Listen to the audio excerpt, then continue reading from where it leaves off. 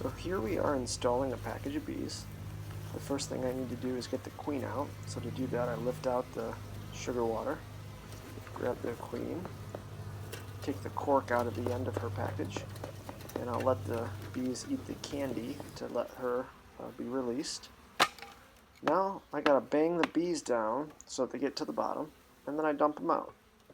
As you can see, they just kind of flow right out, but there's still a lot of bees in there, so I'm gonna have to tap it and just kind of let them all slide out.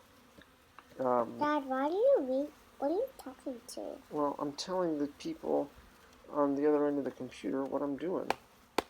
And so they need to know why I keep hitting the box. So I keep hitting the box because I like to get all the bees out. Whenever I've let bees stay in, they freeze outside of the hive. Some people will say that they'll find their way in. Well, they won't. I've never had them find their way in. So I get every single bee out of that little box.